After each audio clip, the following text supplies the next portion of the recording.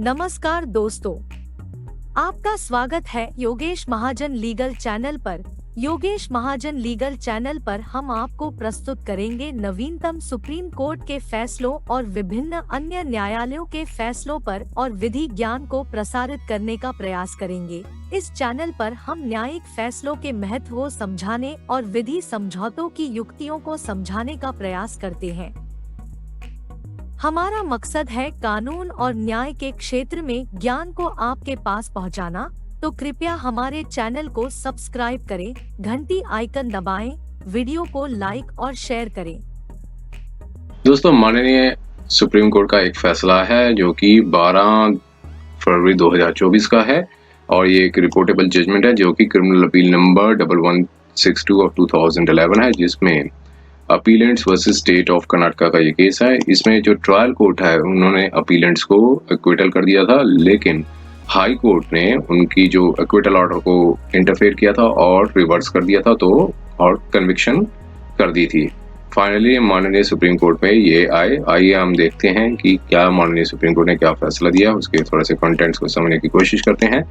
और यहाँ पर कोर्ट ने कहा कि ये जो व्हील्स ऑफ जस्टिस है वो स्लो होता है लेकिन ग्राइंड फाइन करता है।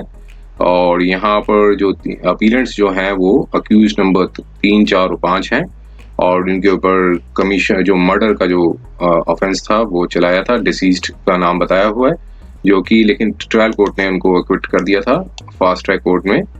और यहाँ पर फैसला जो फास्ट ट्रैक कोर्ट का आया था 24 मार्च 2005 में आया था। आप ये लेकिन जो स्टेट ऑफ कर्नाटका ने आगे अपील फाइल की थी और इसमें जो फिर एक्विटल के ऑर्डर को ओवरटर्न कर दिया गया था और जिसमें हाई कोर्ट ऑफ कर्नाटका में क्रिमिनल अपील फाइल की थी, तो हाई कोर्ट ने रिवर्स कर दिया था ऑर्डर ऑफ एक्विटल और पाया कि जो अपीलेंट्स हैं वो गिल्टी हैं commission of murder of deceased के, और इसलिए अपीलेंट्स को कन्विक्टेड कर दिया और कहा कि लाइफ इम्प्रिजनमेंट की जो थी वो सजा सुना दी इनको। और अब अपीलेंट्स ने फाइनली सुप्रीम कोर्ट में आए और प्रोसिक्यूशन का केस क्या था कि अक्यूज नंबर 5 जो हैं उनका जो वाइफ है वो मींस डिसीज के साथ मींस रिलेशनशिप था और उसके बाद जो अक्यूज्ड हैं A1 से A8, तो इसकी वजह से डिसीज्ड के साथ जो है उनकी जो रिलेशंस थे वो स्ट्रेंड हो गए थे। और फिर 1997 में एक जिस दिन जो घटना हुई थी उस दिन डिसीज्ड और प्रोसिक्यूशन विटनेस 3 और 4 ये एक बुलॉक कोर्ट में जा रहे थे अपने अपने गांव से मीन्स एक गांव से दूसरे गांव जा रहे थे कल्टीवेशन मत खेती के लिए। और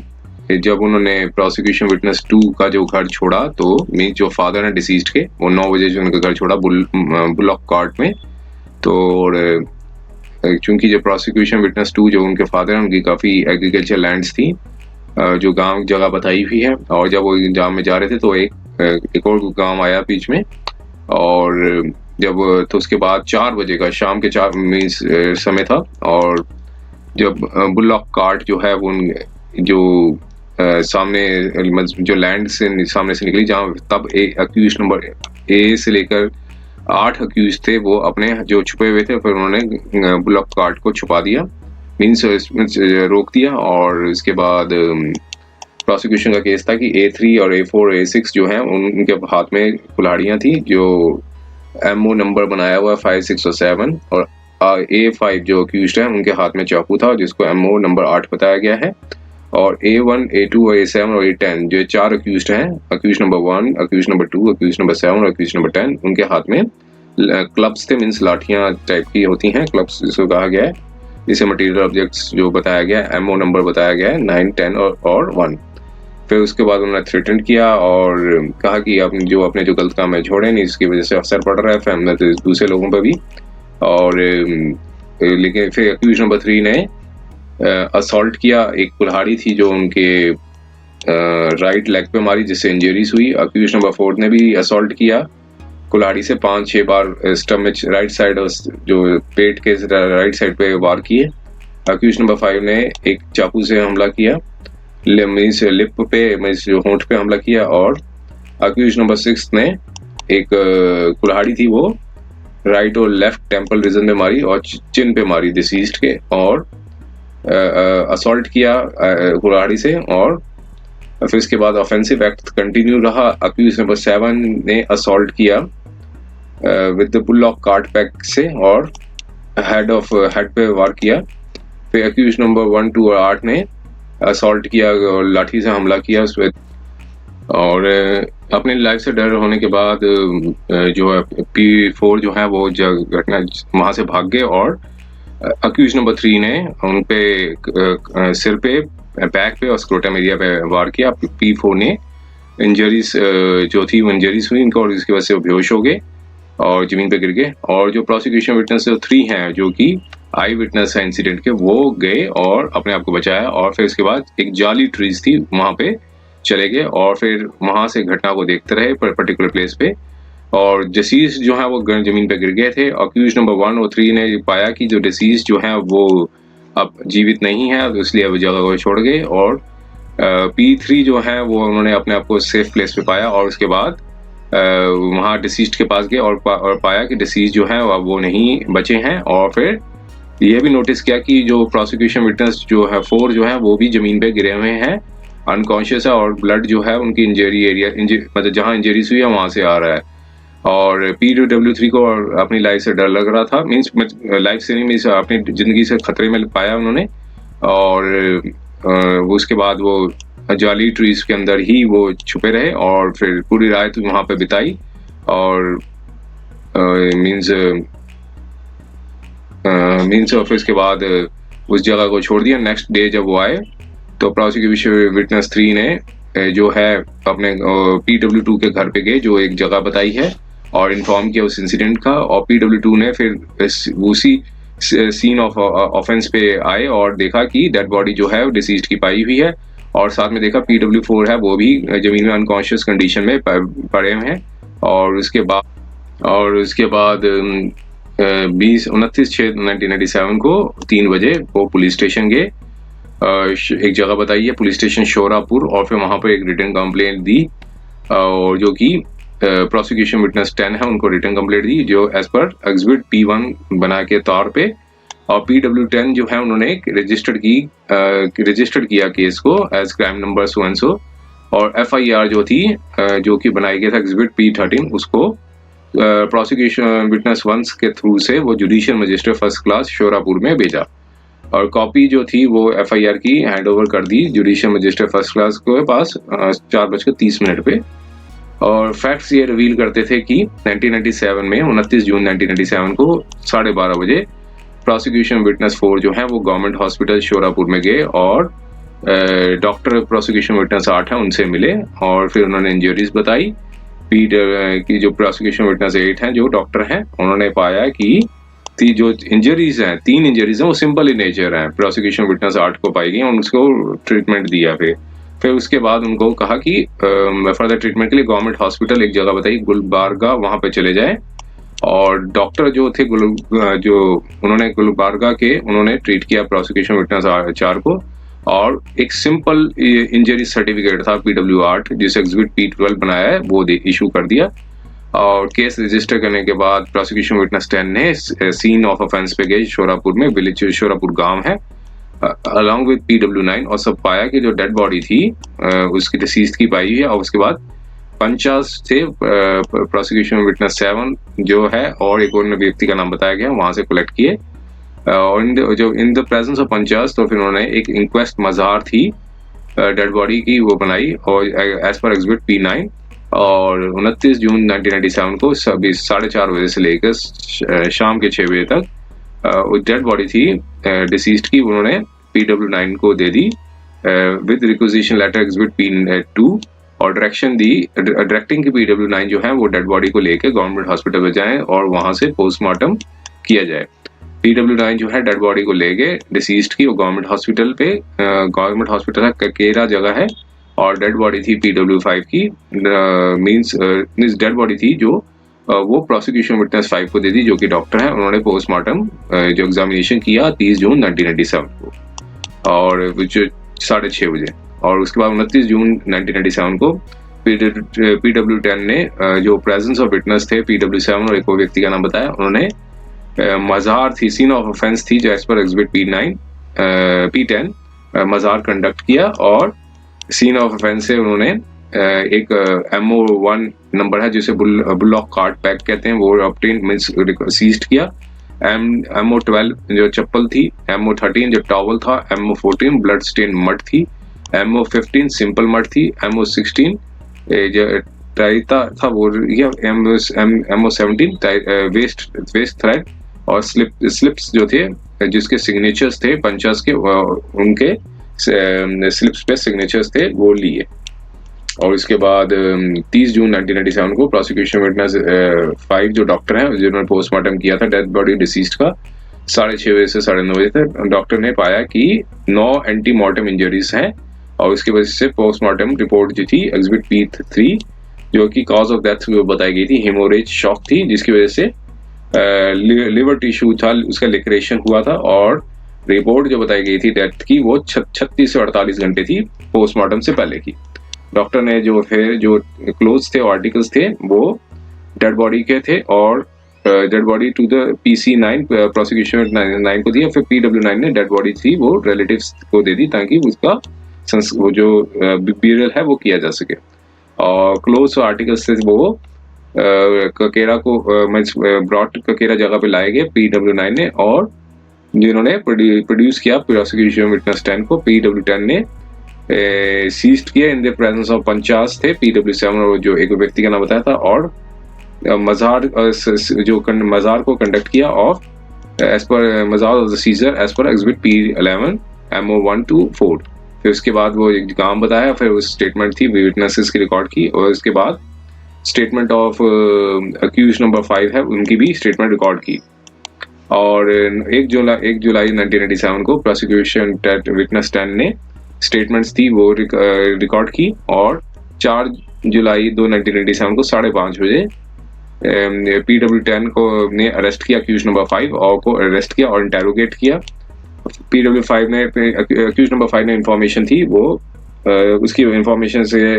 जो चाकू था वो घर से बरामद हुआ, और जो बरामदगी थी वो एग्जिबिट P14 दिखाई। एग्जिबिट P5 ने फिर P10 को और मींस प्रोसिक्यूशन विटनेस 10 और 50 थे P6 और ये वो उनके पास अपने घर में ले गए, जहां एक नाइफ था MO नंबर 8 और एक कुल्हाड़ी थी MO5 PW10 ने सीज्ड की एज पर एग्जिबिट P14, और PW10 ने फिर उसके बाद जुडिशियल कस्टडी में ले लिया और रिमांड ली गई P5 की, और फिर परमिशन ली ताकि उसकी सारी जो टू डिटेन द प्रॉपर्टीज की जो परमिशन ली। और फिर 14 जुलाई 1987 को 4 बजे PW10 ने अरेस्ट किया अक्यूज नंबर 1 से लेकर 4 तक शोरापुर बस स्टैंड में, और फिर उसके बाद पुलिस स्टेशन में लेकर आए इंटेरोगेशन के लिए। अक्यूज नंबर 1 ने इंफॉर्मेशन दी जिसकी वजह से डिस्कवरी हुई एग्जिबिट P15 जो डिस्कवरी हुई as per the exhibit P15, और सारी इंफॉर्मेशन जो दी जिसकी वजह से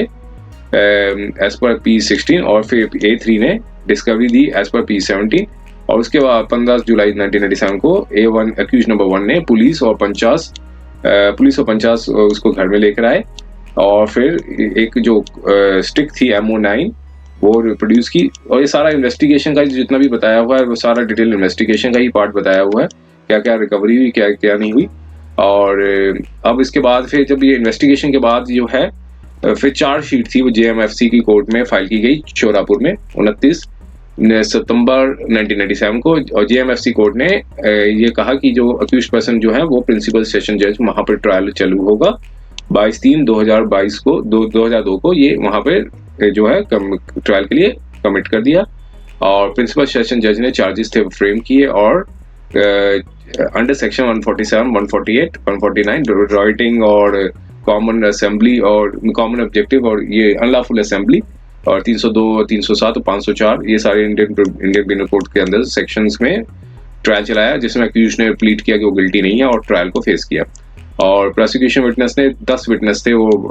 एग्जामिन किए, और एग्जिबिट्स थे P1 से P21 तक वो मार्क करवाए, और MO1 to 17 जो मटेरियल्स थे जो सपोर्ट थे प्रोसिक्यूशन केस में। और उसके बाद प्रोसिक्यूशन का जो एविडेंस है वो क्लोज कर दिया और डिफेंस ने मार्क करवाया एग्जिबिट D1 वो सपोर्ट किया और उसके बाद ट्रायल कोर्ट ने एविडेंस को अप्रिशिएट करने के बाद सारे पर्संस को अक्विट कर दिया 235 CRPC में। अब ऑर्डर था हाई कोर्ट के समक्ष, उसको चैलेंज किया गया और हाई कोर्ट ने लेकिन कन्विक्ट कर दिया अक्यूज नंबर 3 से लेकर अक्यूज नंबर 5 जो प्रेजेंट अपीलेंस है, और बाकी सब अक्यूज थे अक्यूज नंबर 1, 2, 6, 7 और 8 में 5 अक्यूज को जो है वो छोड़ दिया और बाकी 3, 4 और 5 3 अक्यूज थे उनको कन्विक्ट कर दिया। अब प्रोसीडिंग्स में या कोर्ट में जब फाइनली सुप्रीम कोर्ट में आया मैटर तो पाया कि अपीलेंट नंबर 3 की है उनकी डेथ हो चुकी है, वो नहीं है अब,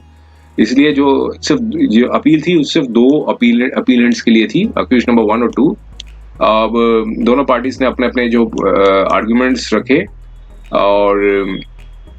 यहाँ पर कंटेंशन ये रखी कि जो एविडेंस था प्रोसिक्यूशन विटनेस 3 का वो क्रेडिट वर्थी नहीं है, क्योंकि जो कंडक्ट था मर्डर के बाद वो पाया गया वो आर्टिफिशियल है। प्रोसिक्यूशन विटनेस 3 ने विटनेस किया था कि असॉल्ट हुआ है डिसीज्ड और as well as prosecution witness 4 को ऊपर, क्योंकि वो छुप गए थे और उन्होंने देखा था पूरी वारदात को, तो इसलिए उन्होंने अपनी कंटेंशन रेज की और कहा कि सारी वारदात को झाड़ियों के पीछे से बैठ के देखते रहे जब तक वो शाम नहीं हो गई थी, क्योंकि वो डर गए थे। और प्रोसिक्यूशन विटनेस ने एडमिट किया कि कोई बसेस चल जाती हैं, एक जो जगह बताई थी लिंगारसूर से लेकर शोरापुर तक, लेकिन उसके बाद भी शोरापुर एंड गुलबर्गा, तो लेकिन उनके वर्जन के मुताबिक बस जो है वो अगले दिन सुबह 6 बजे पकड़ी, जो कि काफी संगीत पाया गया, आर्टिफिशियल है। और क्योंकि ट्रांसपोर्ट फैसिलिटी थी और उसके बाद भी इसकी वजह से 28 जून 1997 को ही उन्होंने ट्रांसपोर्ट फैसिलिटी ली। और साथ में बताया कि प्रोसिक्यूशन विटनेस 3 ने ये बताया कि रिलेटिव्स जो हैं उनके नागराल विलेज में रहते हैं 4 किलोमीटर, जो कि साइंस से है, लेकिन वहां पर भी वो नहीं गए। प्रोसिक्यूशन विटनेस 3 ने वहां पर भी जाकर कोई इन्फॉर्मेशन नहीं दी, तो कहा कि ये विटनेस जो है क्रेडिट वर्थी नहीं है, तो ये में बताया। और साथ में ये भी एडमिट किया था क्योंकि PW3 ने ये भी एडमिट किया कि वो कॉन्शियस थे। फिर उसके बाद हाई कोर्ट ने अपील में भी ये बताया कि री अप्रिशिएट करने के बाद एविडेंस को जो रिकॉर्ड में थे, फिर ये पाया कि जो पोस्टमार्टम जो रिपोर्ट है प्रोसिक्यूशन की, वो जो डिसीज्ड की जो डेथ है वो होमिसाइडल बता रही है। और फर्दर ये कहा कि प्रोसिक्यूशन ने सक्सेसफुली प्रूफ कर दिया है मोटिव और अकरेंस ऑफ इवेंट जो हुए थे, जो एविडेंसेस PW3 और PW4 ने बताए थे। हाई कोर्ट ने फर्दर कहा कि जो वोन सर्टिफिकेट है PW4 का वो कॉर्रोबोरेट कर रहा है जो एविडेंस PW4 ने दिया था, जो इंजरीज उसको मिली थी। तो अब क्वेश्चन थी क्रेडिबिलिटी की, तो हाई कोर्ट ने पाया कि जो PW4 जो है एक इंजर्ड विटनेस है और उसने कैटेगरिकली ये बताया है कि accuse number 1, accuse number 2, accuse number 7 और अक्यूज नंबर 8 ने असॉल्ट किया था और डिसीज्ड को भी असॉल्ट किया था क्लब्स के द्वारा उनके हेड और बैक पे। और अक्यूज नंबर 3 और 4 और 6 ने असॉल्ट किया था डिसीज्ड को कुल्हाड़ी से। और जो एविडेंस था वो एस्टेब्लिश करता है कि अक्यूज नंबर 7 ने असॉल्ट किया था डिसीज्ड को चाकू से और उसे भी असॉल्ट किया था अक्यूज नंबर 3 द्वारा विद कुल्हाड़ी से। तो हाई कोर्ट ने फिर फर्दर कंक्लूजन में आए कि जो एविडेंस था वो PW4 का वो क्वाइट नेचुरल है और कोई उसकी जो वेरिसिटी पर डिसबिलीव नहीं किया जा सकता है। और फिर PW4 ने बताया ये ऑब्जर्व किया कि PW4 ने असॉल्ट के बाद वो अनकॉन्शियस हो गए थे, फिर उनको हॉस्पिटल में भर्ती कराया गया अगले दिन 12:30 बजे। और कंटेंट्स था वुंड सर्टिफिकेट का जो एग्जिबिट P8 है वो साबित करता है कि PW4 जो है वो सेमी कॉन्शियस थे और ये कॉर्रोबोरेट भी कर रहा है प्रोसिक्यूशन विटनेस 4 का। और जो कंडीशन थी कि वो पूरी तरह से अनकॉन्शियस थे और वो सेमी कॉन्शियस तब थे जब वो उन्हें एडमिट किया गया था हॉस्पिटल में। इन सर्कमस्टांसेस में हाई कोर्ट ने कंक्लूजन पे आया कि कोई ये बिलीव नहीं कर सकते, इस पर विश्वास नहीं कर सकते कि डिसबिलीव नहीं कर सकते कि अक्यूज प्रोसिक्यूशन विटनेस का जो 4 का जो एविडेंस है वो मतलब उस पर कोई ऐसा कारण नहीं बनता कि उसे डिसबिलीव किया जाए। और क्योंकि वो विटनेस भी थे असॉल्ट के, जो डिसीज को असॉल्ट हुआ था और विक्टिम भी हैं असॉल्ट के, तो हाई कोर्ट ने ये फाइनली मुझे कंसिडर किया कि एविडेंस PW3 का जो कि एक आई विटनेस है, और ये कहा कि PW3 जो है उनके पास कई ऑप्शंस थे, जैसे स्टैंड इन्फॉर्म करना स्टैंड आसपास के जो लोग थे बस स्टॉप में, और फिर वो नारंगल विलेज के, और फिर गोइंग टू पुलिस के पास भी जा सकते हैं, लेकिन वो अपने गांव में गए जहां जो डिसीज्ड के जो गांव में गए और फादर से डिसीज्ड के फादर से मिले, और फिर वो क्योंकि जो फादर हैं वो कीन थे कि मतलब उनसे इन्फॉर्म किया PW2 जो फादर थे वो PW2 बनाया उनको विटनेस, तो ये एप्रोप्रिएट पर्सन थे कि जिन्हें इन्फॉर्म किया गया इंसिडेंट के बारे में। इस सर्कमस्टांस में हाई कोर्ट ने यहाँ पर कंक्लूजन पे आया कि जो कंडक्ट था PW3 का, कि जिन्होंने ना तो आसपास के लोगों को बताया और इन प्रोसिक्यूशन विटनेस 2 के गांव में गए जो उनके जो फादर थे, और ऐसे में उसको डिसबिलीव नहीं किया जा सकता इन स्टेटमेंट पे। तो ये सारा वो हाई कोर्ट का जो कंक्लूजन था। फिर यहाँ पे बताया कि जो अक्यूज नंबर A3 से लेके A6 तक तो एविडेंस PW3 और PW4 का और एस्टैब्लिश करता है कि उन्होंने असॉल्ट किया था, और ये उनके गुनाह को साबित करता है। तो जिस मैनर पे असॉल्ट किया गया था A3 से लेके A6 तक, वो कॉरस्पॉन्ड करता है जो इंजरीज जो वुंड सर्टिफिकेट पे नोट की थी और पोस्टमार्टम रिपोर्ट पे। ऐसे सर्कमस्टांसेस में हाई कोर्ट ने एक्विटल थी एक्यूज नंबर 3 से लेकर 4 और 5 की, उसको सेट असाइड कर दिया और कन्विक्ट कर दिया। ऑफेंसेस थे under 302 read with section 34 of the Indian Penal Code, and confirm कर दिया ऑर्डर ऑफ द, लेकिन जो ऑर्डर ऑफ एक्विटल था उसको कंफर्म कर दिया A1 A2 A7 और A8 के अंदर के जो एक्विटल था उनको कंफर्म कर दिया। तो अब हाई कोर्ट के ऑर्डर को सेल किया, अपीलेट ने सबमिट किया कि जो हाई कोर्ट ने एरर की थी, क्योंकि रीअप्रिशिएट को इंटायर एविडेंस को रीअप्रिशिएट कर दिया बिना किसी फॉल्ट को पाए हुए, कि जो एविडेंस ट्रायल कोर्ट ने जो रिकॉर्ड किया था उसको में कोई फॉल्ट नहीं पाया। और यहाँ पर सबमिट किया कि रीअप्रिशिएशन जो करना इंटायर एविडेंस को अपीलेट स्टेज पे ये परमिसिबल नहीं है, क्योंकि जो रीअप्रिशिएट इंटायर एविडेंस जो है अपीलेट स्टेज में परमिसिबल नहीं है अनलेस कोई ग्रेव एरर जो है ट्रायल कोर्ट द्वारा नहीं की गई हो जो उसको नजर में आती हो। और फर्दर सबमिट किया कि अगर एप्रिशिएट और एविडेंस को एप्रिशिएट करना हो तो 2 पॉसिबल व्यूज होने चाहिए, और डिसीजन जो ट्रायल कोर्ट का रिवर्स नहीं कर देना चाहिए, बिकॉज इस ग्राउंड पे कि अदर व्यू भी है वो पॉसिबल है। और रिस्पोंडेंट ने इसको अपोज किया कि यानी जो हाई कोर्ट का जो जजमेंट थी वो एकदम ठीक थी। अब दोनों पर रेबल सबमिशन सुनने के बाद और रिकॉर्ड में जाने के बाद अब कोर्ट ने अपना ये ऑब्जर्वेशन दी। पहले तो ये बताया कि जो कंप्लेंट थे वो एक फादर है PW2 जो फादर हैं डिसीज्ड के, और PW4 और PW3 जो हैं वो नेफ्यू हैं प्रोसिक्यूशन विटनेस 2 के, और वो विलेज जो नाम बताया एद भावी गांव में रहते हैं। अक्यूज्ड पर्सन जो हैं विक्टिम्स को नहीं जानते थे और unknown to the victims and complainant. तो अब यहाँ पर पहले इस चीज को डिस्कस किया कि जो पोजीशन ऑफ लॉ था, scope of intervention criminal appeal में क्या होती है। जब कहा कि जो फाउंडेशन जिस चैलेंज पे किया गया, कार्डिनल प्रिंसिपल क्या है क्रिमिनल जूरिस्प्रूडेंस का, कि जो प्रिजम्पशन होती है इनोसेंस की वो हमेशा अक्यूज्ड के फेवर में होती है अनलेस उन्हें दोषी ना साबित किया गया हो, और प्रिजम्पशन जो है वो कंटिन्यू रहती है हर स्टेज पे ट्रायल पे, और फाइनली जब केस एंड हो जाता है क्विटल में तो फिर उसमें कल्मिनेट हो जाती है, में जुड़ जाती है, और प्रिजम्पशन ऑफ इनोसेंस जो है वो फर्दर कॉन्क्रीटाइज्ड हो जाती है, होश मजबूत हो जाती है अगर उनको बरी कर दिया गया हो। तो यहाँ पर एक ट्रायल कोर्ट ने एक एप्रिशिएट किया था एविडेंस ऑन रिकॉर्ड पे और पाया कि अक्यूज जो है वो गिल्टी नहीं है, और इसलिए जो प्रिजम्पशन है वो फर्दर स्ट्रेंथेंड हो जाती है और उसका थ्रेशोल्ड बढ़ जाता है। तो फिर ऐसे में इसको रिब्यूट करना अब मतलब काफी मतलब एलिवेट हो जाता है रिब्यूट करना में, इसको अपोज करना। तो यहाँ पर फिर पहली चीज बताई कि जो पहली चीज क्वेश्चन को ये देखना चाहिए कि जो ट्रायल कोर्ट ने जब एप्रिशिएट किया था एविडेंस ऑन रिकॉर्ड पे, क्या उन्होंने पूरा ड्यू कंसिडरेशन दिया था जितने भी मटेरियल एविडेंस में रिकॉर्ड में रखे गए थे। और सेकंड पॉइंट को ये कंसिडर करना चाहिए था कि जो फाइंडिंग्स थी ट्रायल कोर्ट की क्या वो इलीगल थी और अफेक्टेड बाय द लॉ थी और फैक्ट थी। अगर इफ नॉट, फिर थर्ड कंसिडरेशन को फिर ये देखना था कि जो व्यू दिया गया है ट्रायल कोर्ट का वो फेयरली पॉसिबल है, और ऐसे में जो डिसीजन था एक्विटल का वो उसको रिवर्स नहीं करना चाहिए सिर्फ इस ग्राउंड पे कि एक और ओपिनियन बनाया जा सकता है। तो यहाँ पर पहली चीज देखनी होती है लीगलिटी है और परवर्सिटी है, ये चीज देखनी बहुत जरूरी होती है। और यहाँ पर ये बताया कि 2 व्यूज होते हैं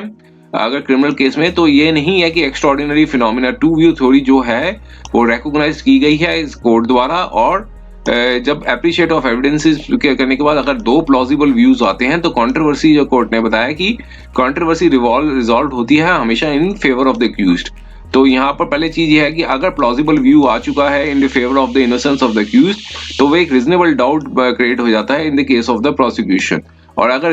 इससे प्रेजम्पशन ऑफ इनोसेंस है वो फर्दर रीइंफोर्स हो जाती है। अगर दो व्यूज आ जाते हैं, ऐसे में पॉसिबल होते हैं, एक अक्यूज्ड के फेवर में जा रहा है और एक अगेंस्ट में जा रहा है, तो ये भी वेल सेटल्ड है कि जो ट्रायल कोर्ट ने अगर एक्विटल का व्यू ले लिया है, प्लॉजिबल व्यू, तो फिर हाई कोर्ट के पास ये रास्ता नहीं बनता है कि उसे अक्यूज्ड को कन्विक्ट कर दें एविडेंस को रीअप्रिशिएट करते हुए। तो यहाँ पर कहा कि ये प्रैक्टिकली इम्पॉसिबल है कि to settle the rights and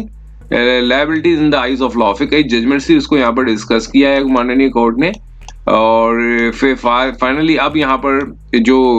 prosecution का कहा कि पूरा केस जो है वो टेस्टिमोनीज पे डिपेंड है, PW3 का और PW4 का, अगर दूसरे डॉक्यूमेंट्स के साथ देखने के साथ देखा जाए तो जब मेडिकल एग्जामिनेशन और पोस्टमार्टम की रिपोर्ट के साथ भी इसको कोर्ट ने एनालाइज किया। पहले बताया कि PW3 जो है एक आई विटनेस थे इंसिडेंट के, और इसको ट्रायल कोर्ट ने उनकी टेस्टिमोनी रिजेक्ट कर दी कि उन्होंने कहा कि आर्टिफिशियल है इनकी टेस्टिमोनी। PW3 ने डिपोज किया कि वो प्रेजेंट थे एट द इंसिडेंट के दौरान, और जब अक्यूज्ड पर्सन ने असॉल्ट किया था डिसीज्ड को, और PW4 जो है वो और जो डिसीज्ड को असॉल्ट किया था, PW4 को असॉल्ट किया था ऑन 28 जून 1997 को 4 बजे के आसपास। तो PW3 ने ये डिपोज किया कि अक्यूज्ड नंबर 3 ने असॉल्ट किया था PW4 को, जब वो मींस रनिंग फॉर हिज, जबकि वो अपनी जान बचाकर भाग रहे थे अलॉन्ग विद PW3, लेकिन PW4 को अटैक किया गया पीछे से, और PW3 ने जो है वो अपने आप को छुपा लिया था झाड़ियों के पीछे। लेकिन PW3 ने झाड़ियों के पीछे वो ऑब्जर्व करते रहे, असॉल्ट देखते रहे कि जब तक जो डिसीज्ड की डेथ नहीं हो गई थी, और PW4 जो है वो अनकॉन्शियस थे। तब फिर वो वहां से बाहर के निकला है कि उनको अपने मतलब उनको जिंदगी से खतरे में थी, तब फिर वो बुशीज के पीछे छुपे रहे। फिर बाद में उन्होंने एडमिट किया कि वो झड़ियों के पीछे छुपे रहे जब तक वो शाम नहीं हो गई थी, और फिर उसके बाद वो वापस आए और देवपुरा, फिर मतलब देवपुरा की जगह जाते रहे। तो वहां पर एडमिट भी किया कि कई बसेस चलती हैं उस रूट पे, लेकिन PW3 ने कोई बस नहीं ली, लेकिन सिर्फ वो पैदल ही चलते रहे देवपुरा पे। वहां पर गए तो वहां पर बस स्टैंड पे बैठ गए और काफी देर तक बैठे रहे। और fast forward to the next morning, अगर सुबह PW3 ने फिर एक वो बस पकड़ी सिर्फ 6 बजे अगले सुबह को, और एक्सप्लेनेशन ये बताया कि PW3 ने सारी रात को इंटायर इवनिंग नाइट में क्या किया, 28 से लेकर 29/6/1997 को ये मिसिंग है। यहाँ पर उन्होंने कुछ इसके बारे में नहीं बताया, जो चेन ऑफ सर्कमस्टांसेस थे जो, तो स्टेटमेंट ये थी कि वो सिंपली वो बस स्टैंड पे बैठे रहे पूरी रात को, और जबकि डिसीज्ड की डेथ हो चुकी थी और PW4 जो है वो सिवियरली इंजर्ड थे, अनकॉन्शियस थे। तो कोर्ट ने कहा ऐसी जो आपने इन्होंने सिचुएशन बताई है, ये काफी ज्यादा कॉन्फिडेंस को इंस्पायर नहीं करती है, means fails to inspire confidence. इनकी टेस्टिमनी पर बिलीव नहीं किया जा सकता। इंटायर रीजन ये है कि हाइड पूरे दिन अपने आप को झाड़ियों के पीछे छुपा कर रखा जिंदगी की अपनी लाइफ को बचाने के लिए, लेकिन इस डर के साथ ही PW3 ने ना तो किसी पुलिस को बताया आउट ऑफ पोस्ट पे, और ना ही जब वो देवपुरा से एद भावी तक जा रहे थे, और वो सिर्फ देवपुरा के बस स्टॉप पे ही बैठ रहे। तो उन्होंने एडमिट भी किया कि 4 किलोमीटर दूर उनके रिलेटिव्स रहते हैं, और जो कि इन प्लेस ऑफ इंसिडेंट हुआ था नारंगर में, लेकिन उसके बाद भी वहां पर उन्होंने किसी को नहीं बताया, और फिर साथ में एडमिट किया कि कोई स्टेप्स भी नहीं लिए ताकि कोई मेडिकल ट्रीटमेंट जो है PW4 को दी जा सके, जो कि अनकॉन्शियस थे, और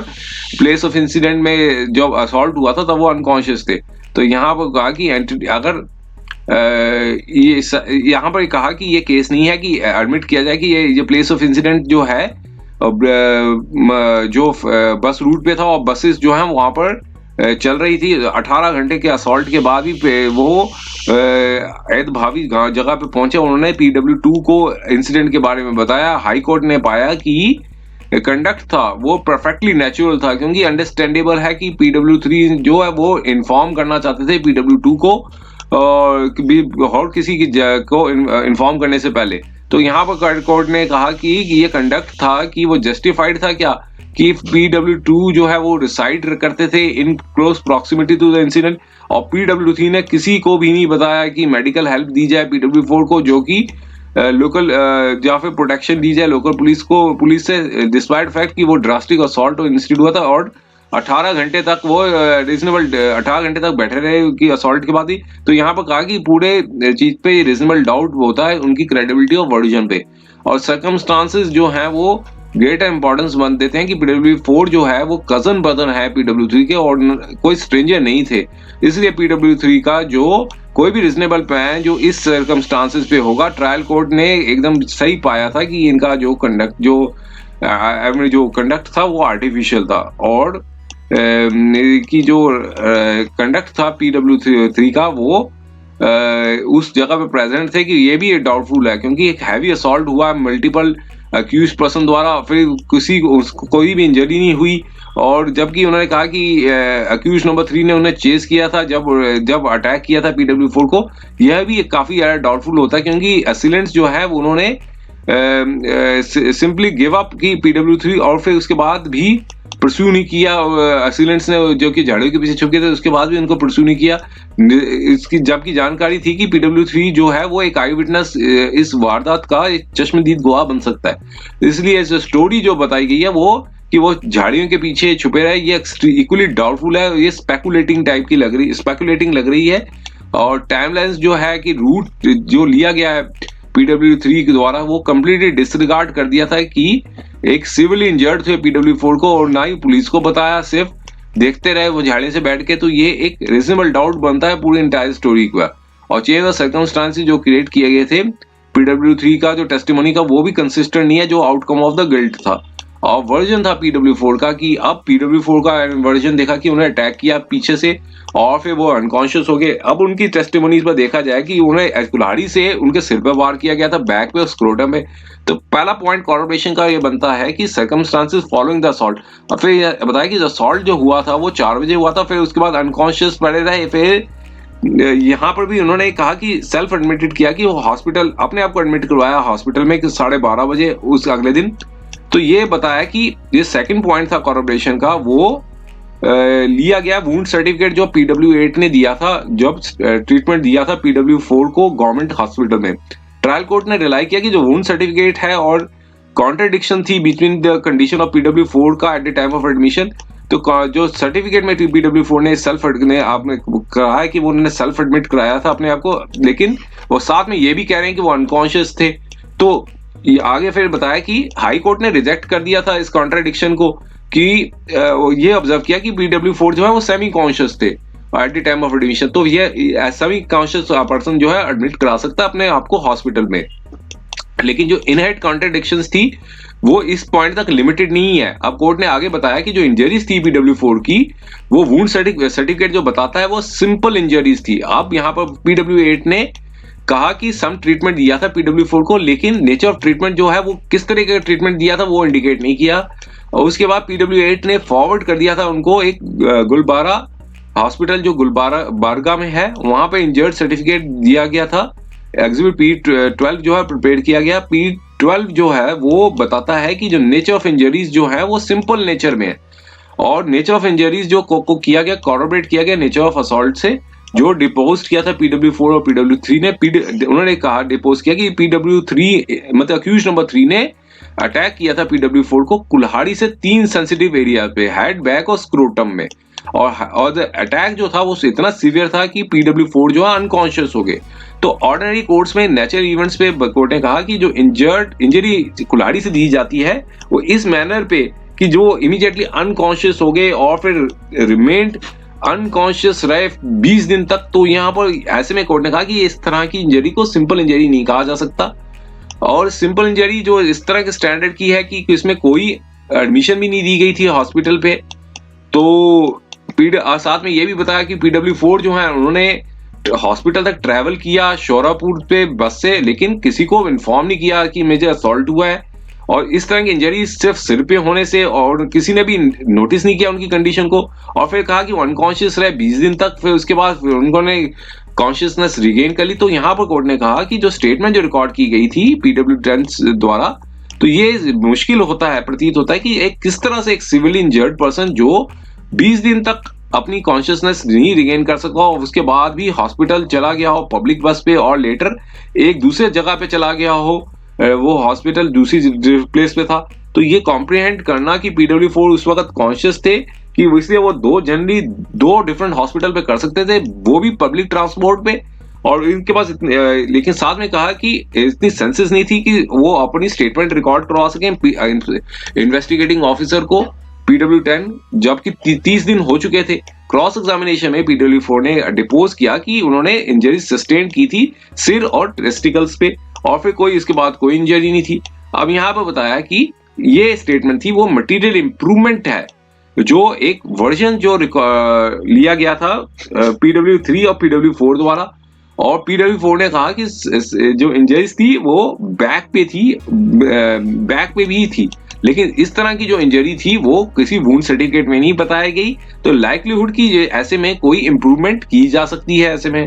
तो और टेस्टिमनी जो है यहाँ पर कहा कि वो इम्पीचेबल है एक और रीजन से। पहला बताया कि टाइम, दूसरा रीजन था टाइम ऑफ ऑफेंस का। अपने वर्जन में उन्हें बताया कि जो असॉल्ट था 4 बजे शाम को हुआ था, और वुंड सर्टिफिकेट एग्जिबिट P12 था, जो इंजरी थी वो नाइट की थी, नाइट थी। Similar issue was respect to the timing was noticeable at the postmortem report में भी ये पाया गया।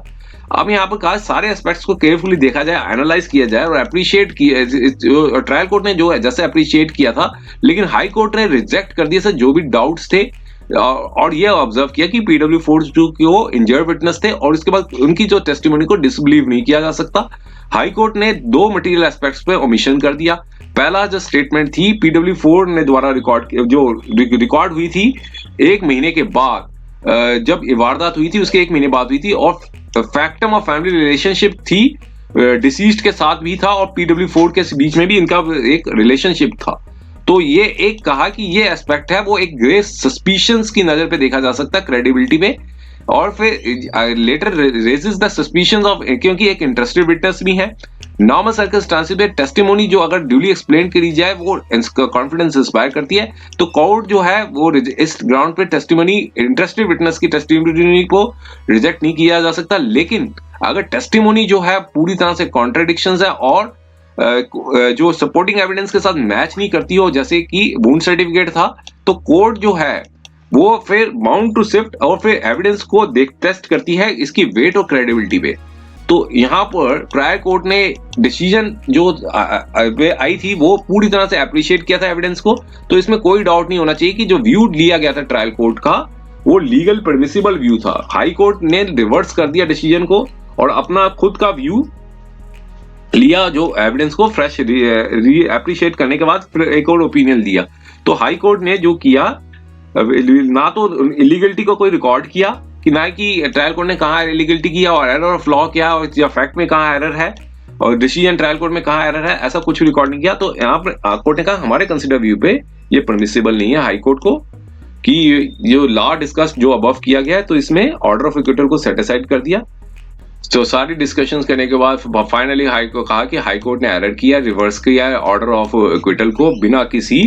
इलीगलिटी को रिकॉर्ड किया और प्राइवेसी जो थी ट्रायल कोर्ट में, और कहा कि फ्रेश एविडेंस को अप्रिशिएट करने के बाद यहाँ पर कोर्ट ने कहा कि हम एग्री करते हैं, अनेबल टू एग्री, जो फाइंडिंग्स जो थी हाई कोर्ट की जो उस पर एग्री नहीं करते हैं, तो इसलिए इम्पिंज ऑर्डर और जजमेंट थी उसको सेट असाइड किया जाता है। ट्रायल कोर्ट के ऑर्डर में कोई इन्फॉर्मिटी नहीं थी और उसको वापस रिस्टोर करते हैं, तो इसलिए अपीलेंट्स को एक्विट किया जाता है जितने भी चार्जेस उन पे लगे थे, और अपीलेंट्स को रिलीज किया जाता है अगर वो कस्टडी में है तो इसलिए अपील्स को डिस्पोज कर दी इन अबव टर्म्स पे। इंटरिम एप्लीकेशन थी उसे डिस्पोज कर दी और पार्टीज को कहा कि वो अपनी कॉस्ट को खुद बेयर करे। ये जजमेंट आई थी 12 फरवरी 2024 को। उम्मीद है कि यह वीडियो आपको पसंद आया होगा। अगर आपने अभी तक हमारे चैनल को सब्सक्राइब नहीं किया है तो कृपया इसे सब्सक्राइब कर ले और बेल आइकन दबाकर नोटिफिकेशन प्राप्त करें ताकि आप हमारे नए वीडियो से अपडेट रह सकें। अगर आपको यह वीडियो पसंद आया हो तो कृपया लाइक करें और अपने दोस्तों के साथ शेयर करें। हमारे चैनल पर आपको न्यायिक मुद्दों, कानूनी सलाह और कानूनी अपडेट्स के बारे में नवाचारिक और महत्वपूर्ण जानकारी मिलेगी। हमारे साथ बने रहें क्योंकि योगेश महाजन लीगल आपके कानूनी सवालों का सहायक है।